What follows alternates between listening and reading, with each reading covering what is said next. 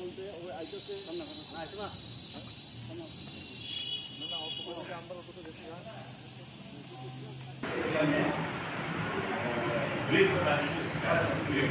সাত তারিখ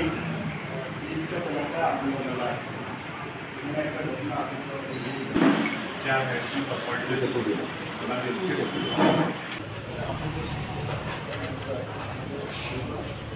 আগামী দিনে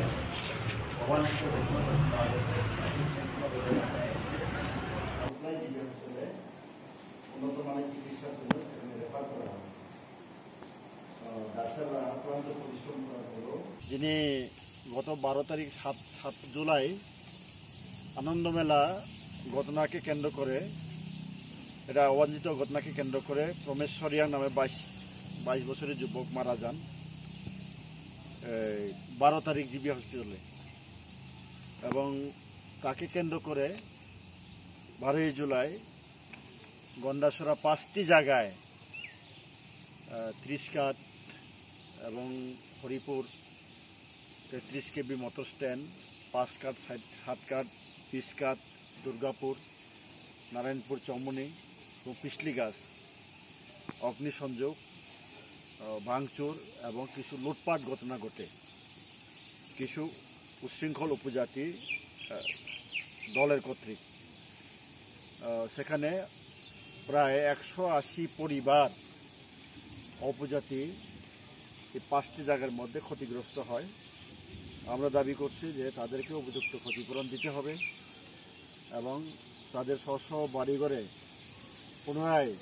তাদের থাকার মতন আগের মতন বাসস্থান তৈরি করে তাদের ছেলে মেয়েদের পড়াশোনার বইপত্র, পোশাক ইত্যাদি সমস্ত ব্যবস্থা করে, সরকারের ব্যবস্থা করে সেখানে দিতে হবে। এবং যিনি মারা গেছেন প্রমেশ্বরিয়াং, তার পরিবারকে নগদ 50 লক্ষ টাকা আর্থিক সাহায্য করতে হবে এবং প্রমেশ্বরিয়াংয়ের পরিবারকে স্থায়ী একটা সরকারি চাকরির ব্যবস্থা করতে হবে।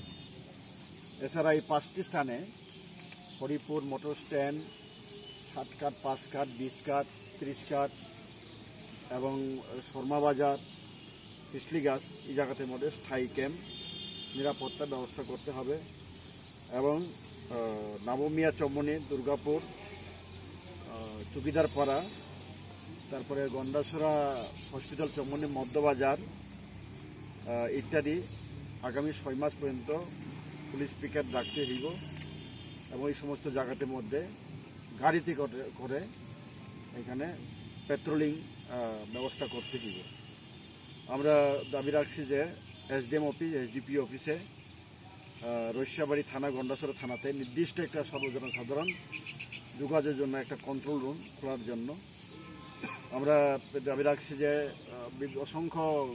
261টি পাড়ায়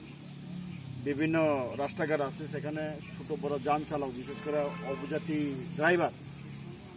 এবং উপজাতি ড্রাইভার সহ